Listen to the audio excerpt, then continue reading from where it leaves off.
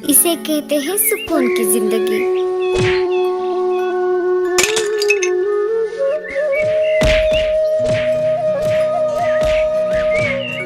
जंगल में पंछी आपस में बातचीत कर रहे थे। इस साल तो पिछले साल से भी ज्यादा गर्मी है।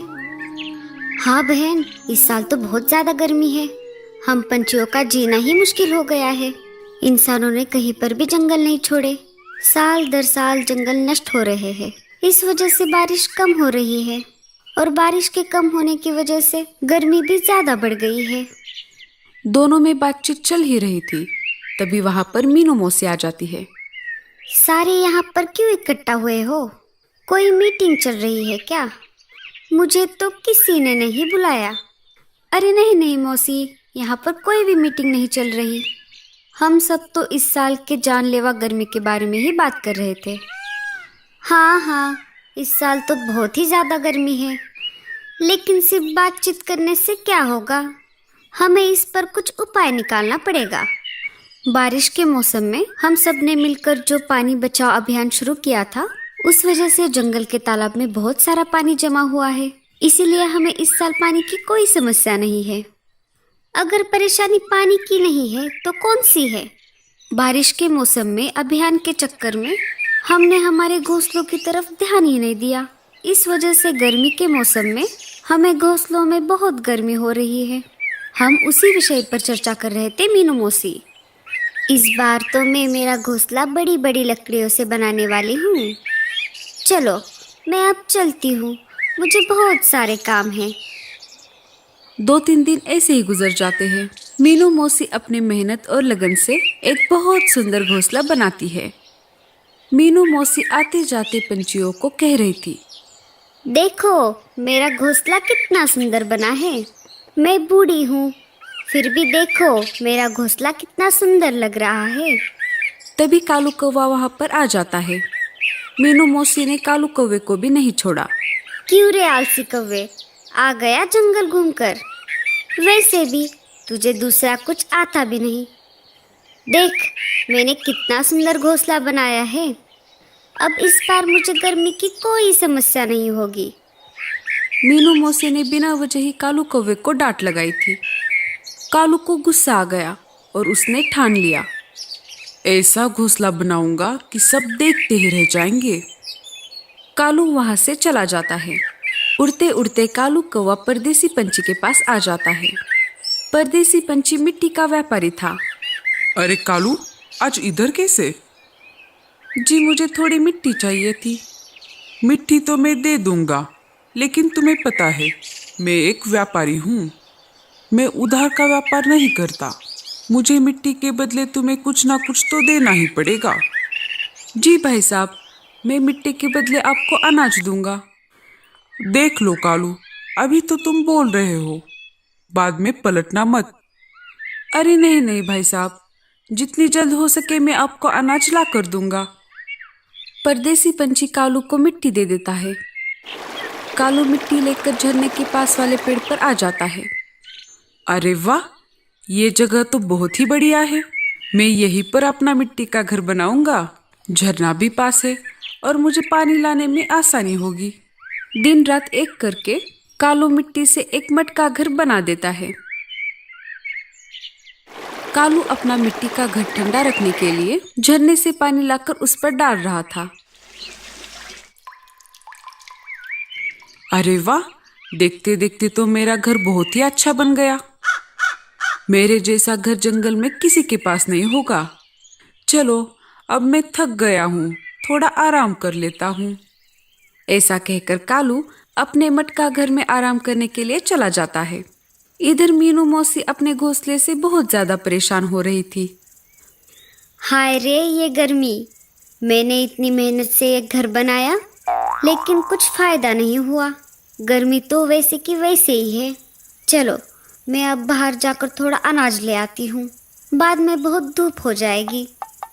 मीनू मौसी अनाज लाने के लिए अपने घोंसले से निकल पड़ती है। जैसे ही वो झरने के पास आ जाती है, उसे कालू कौवे का मटका घर दिखाई देता है। अरे वाह, ये घर तो कितना अच्छा है। इस आलसी कौवे ने तो कमाल ही कर दिया। मीनू कालू के घर के पास आ जाती है। अरे कालू, तुमने कितना सुंदर घर बनाया है। क्या मुझे भी ऐसा घर बना के दोगे? ऐसा घोंसला बनाना आसान काम नहीं है मौसी। मैंने मेरे मेहनत से ये मटका घर बनाया है। इसमें बहुत मेहनत लगती है। मैं समय समय पर इस पर झरने का पानी डालता हूँ, तब जाकर कहीं ये घर ठंडा रहता है। मीनू कालू कौवे का घर देखकर बहुत जल रही थी। मुझे कैसे भी करके इसके घर को हथियाना पड़ेगा। मैं देखती हूँ तुझे कालू। देख लेना, मैं कैसे भी करके इस घर पर कब्जा कर ही लूंगी। मीनू मौसी पेट में दर्द होने का नाटक शुरू करती है। ओए माँ, मर गई रे। ये अचानक मेरे पेट में दर्द क्यों हो रहा है? क्या हुआ मीनू मौसी, आप ठीक तो है ना? मेरे पेट में बहुत दर्द कर रहा है कालू। शायद ये गर्मी की वजह से हो रहा है। मुझे कहीं ठंडी जगह पर आराम करने को मिले तो शायद ही मेरा पेट दर्द कम हो जाएगा। कालू को मीनू मौसी पर दया आ जाती है। मौसी, आप एक काम करो, आप मेरे मिट्टी के बनाए हुए घर में चले जाओ।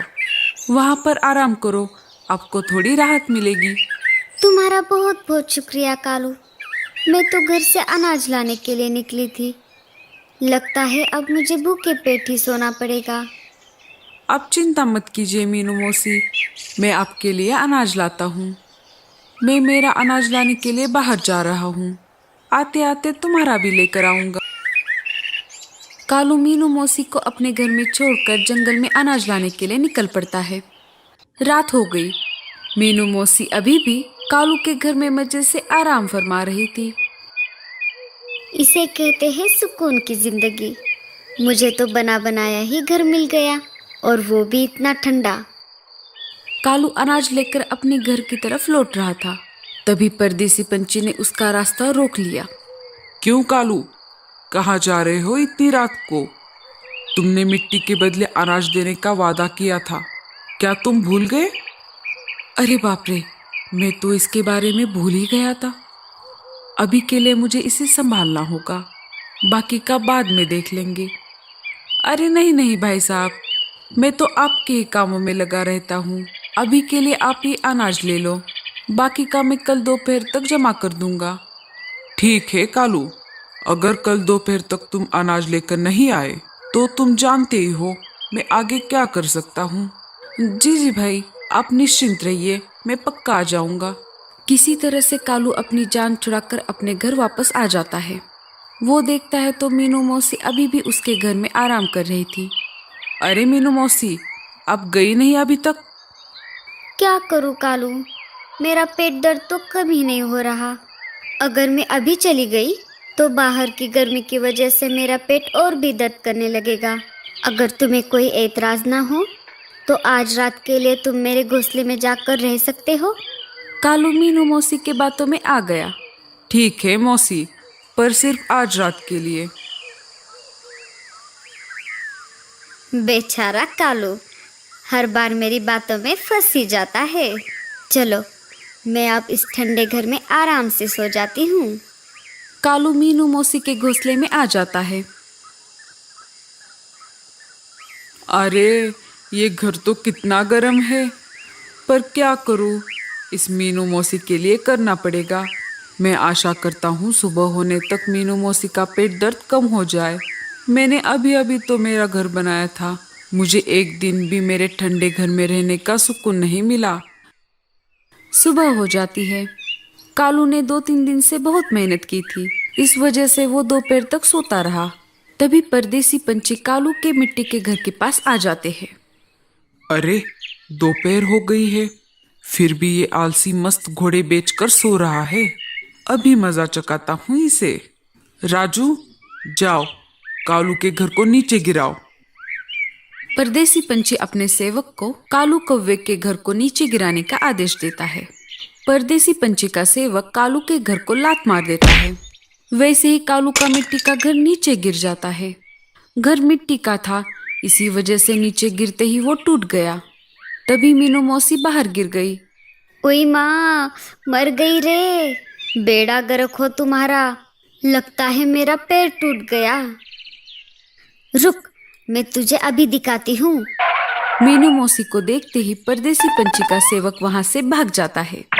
अरे नाश मिटे, कहाँ जा रहा है मुझे अकेला छोड़कर? अरे मालिक, जान है तो जहाँ है, सिर सलामत तो रोज हजामत। मैं तो चला, अब आप ही देख लो। तेरा सेवक तो भाग गया, पर मैं तुझे नहीं छोड़ूंगी। मीनू मौसी जोर जोर से परदेसी पंछी को पीटने लगी। ये सारा सीन कालू कौवा ऊपर से देख रहा था। अरे बाप रे, मीनू मौसी का ये रूप तो मैंने आज तक कभी नहीं देखा। मुझे जाकर परदेसी पंछी को बचाना होगा। अरे कलमुहे, तू मुझे मारना चाहता था? मुझे, मीनू मौसी को? हाँ? अरे मीनू मौसी, मुझे छोड़ दो। मुझे लगा इस घर में कालू कौवा है। मुझे तो उसको सबक सिखाना था। मुझे क्या पता उसमें आप थी। तभी वहां पर कालू कौवा आ जाता है। अरे मौसी, उसे छोड़ दो, उसकी कोई गलती नहीं है। मैंने ये घर बनाने के लिए इसी परदेसी पंछी से मिट्टी ली है और इसके बदले मैंने इसे अनाज देने का वादा किया था। आज दोपहर तक मुझे इसको अनाज देना था, लेकिन मैं दे नहीं पाया। इस वजह से इसने मेरा घर तोड़ दिया। अब तो ये मेरे हाथों से और मार खाएगा। क्यों रे परदेसी पंछी, ये जंगल क्या तेरे बाप का है जो तू मिट्टी बेच रहा है? अब तो तुझे हम दोनों को मिट्टी का घर बना के देना होगा। हाँ हाँ मीनू मौसी, मैं आपको भी घर बना के दूंगा और सारे पंछियों को मुफ्त में मिट्टी बांट दूंगा। अब तो मुझे छोड़ दो। जैसा कि परदेसी पंछी ने कहा था, उसने मीनू मौसी और कालू कौवे के लिए मिट्टी का घर बना दिया और साथ ही साथ जंगल के सारे पंछियों को मुफ्त में मिट्टी बांट दी। सारे पंछियों ने मिलकर अपने अपने मिट्टी के घर बना दिए और खुशी से अपने ठंडे ठंडे घर में रहने लगे। अरे मीनू मौसी, क्या आपका पेट दर्द कम हो गया? उई माँ, मर गई रे। उस परदेसी पंछी को मार मार के मेरा पेट और भी दर्द करने लगा है। क्या मीनू मौसी, आप भी ना? आपको क्या लगता है, मीनू मौसी अच्छी है या बुरी? हमें कमेंट्स में जरूर बताना और स्टोरी अच्छी लगी हो तो लाइक जरूर कर देना।